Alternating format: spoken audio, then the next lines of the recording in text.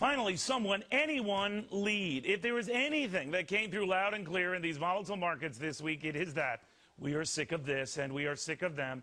We are sick of the leaders we think are responsible for this, or at the very least incapable of fixing this. That is why markets sell off. There is simply no one stepping up. But someone will, my friends, someone will. Always happens. Every crisis, all crises, someone, somewhere just steps up. Someone fills that void. Someone you do not see.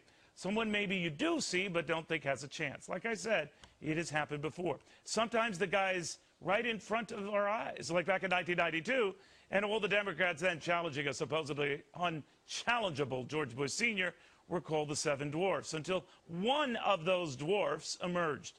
His name was Bill Clinton, and soon he wasn't a dwarf. Soon he was a president. Now say what you will of Bill Clinton, he just emerged when no one thought that any Democrat would or could. Weird time, but it really wasn't a unique time. It is a familiar pattern in desperate times. Like back in 1860, when voters turned to a backwoodsman with limited political experience but a lot of common sense. His name was Abraham Lincoln. Or in 1932, when in the midst of a depression, they turned to a New York governor named Roosevelt. Or in England, in the dourest of days, turning to the most dour-looking of characters. His name was Winston Churchill.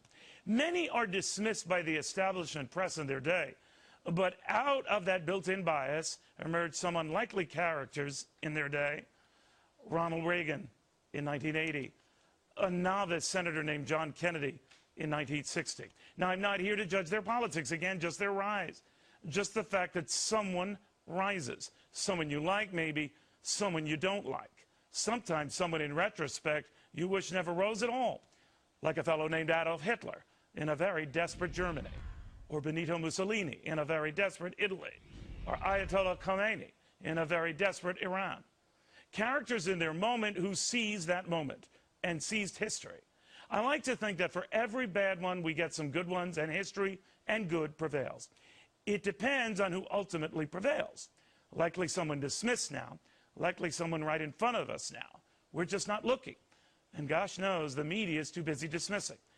Because they will miss it. They always do. Because the silly masses always prove them wrong. It's not only hysterical. The truth is, my friends, it is history.